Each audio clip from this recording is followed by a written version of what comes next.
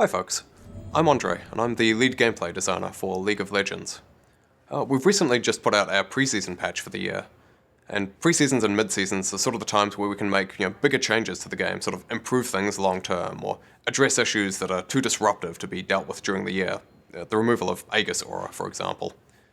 And recently we've been receiving a bunch of questions about how we feel this preseason's gone, what's been good, what's missed. And I wanted to sort of share some thoughts with you, because that's a great question, about the lessons we've taken away from preseason. This preseason gave us some sort of valuable lessons around how we communicate stuff to players. Let's say a new champion, a good approach can often be to sort of start gradually, revealing information slowly, sort of teasing, here's a comic, here are some ability details, here's some backstory, here's finally them on the PBE. And that can be sort of a pretty fun journey for people that are interested and engaged with that concept.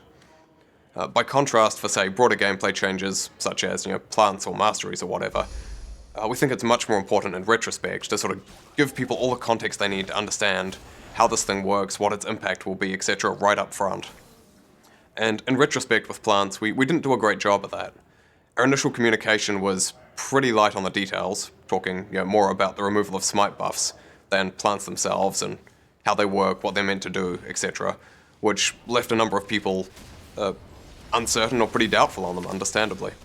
So what we'd like to do in the future is find better ways to give people the full context, all the details, about some of our changes when we're doing things like plants or masteries or whatever. Maybe that means sort of videos of full playtest games, you can actually get a real feel for what these things are like in sort of realistic game setting. Or maybe that means we need to get stuff onto the PBE, really shortly after we've sort of been talking about it and revealing it initially. But doing things like that should lead to sort of, we think, much sort of clearer discussions and sort of do a better job on our part of giving you guys the context you need to understand what we're trying to do, at least.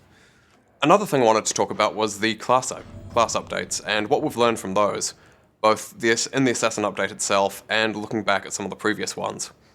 Something the Assassin update really reinforced for us was the value of what we've been calling thematic resonance. Basically, that the changes we're making to a champion's kit, it's really important that they reflect the theme and the personality of the character. That's something we've put a lot of focus on with new champions already, and this has sort of really driven home to us the value of keeping that sort of focus when we're updating existing characters, even in a small way.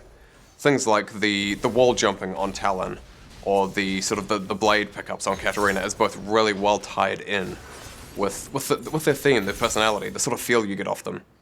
Make those feel much more sort of natural and intuitive. In part because I think in some of the past ones, especially the older ones, we sort of sometimes missed that, going for novelty or distinctiveness at the expense of things that felt right on the champion. Skarner's crystals probably being the strongest example of that, of something that does create distinctive gameplay, but doesn't really feel right for him or how he plays. Another thing the Assassin update really emphasized for us was the value of making high skill curves on champions really apparent to everybody in the game. Katarina, for example, has a much more sort of difficult mastery curve than she used to. There was already a moderate amount there. We've added some extra on as well, though, but it's been done in a way that is really sort of apparent to both the Cat player and to everybody else in the game, whether she's doing really well, doing really poorly. That means you play around it, you can sort of celebrate those successes, or celebrate those cases where you shut her down really hard.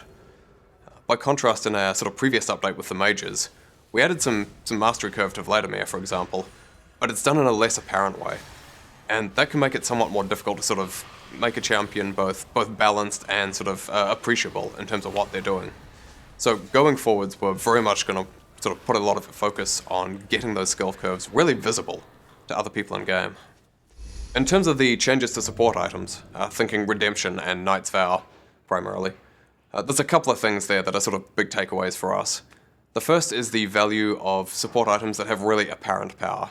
This is something we talk about internally quite a lot anyway, sort of the difference between invisible power and really appreciable visible power.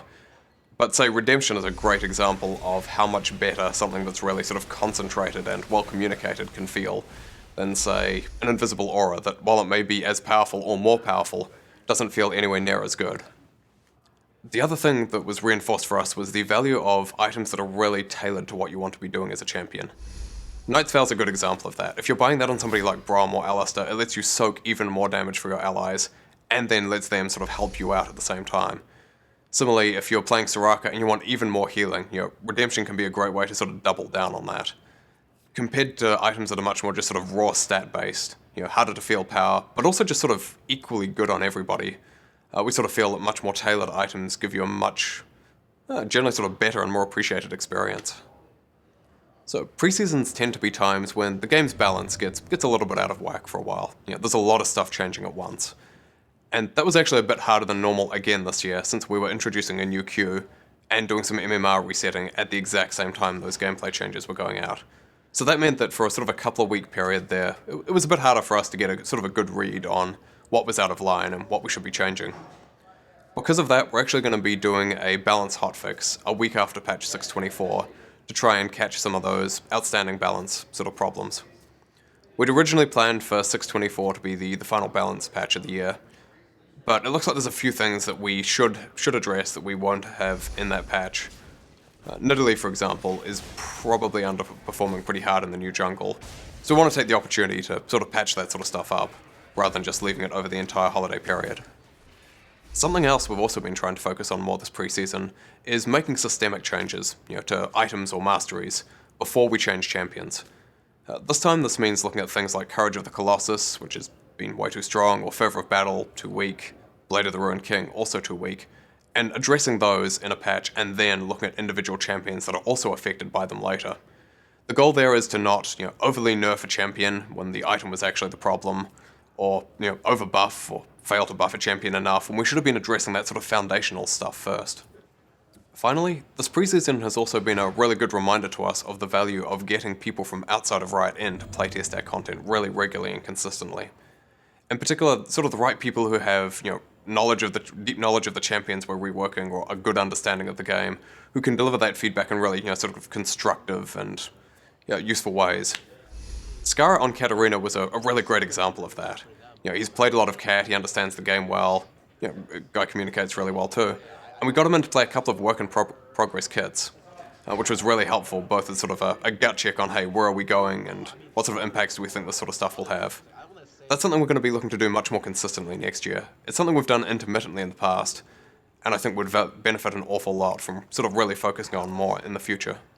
So those are the big things that have been on our minds in terms of sort of lessons from gameplay changes in this year's preseason. We're certainly not done in terms of follow-up work for it though. We've both got some more balanced stuff coming shortly, and then a bunch of sort of both balance and tuning sort of follow-up early next year. I hope this has been a sort of an interesting and helpful look at some of the stuff we've been thinking about, and thank you for watching.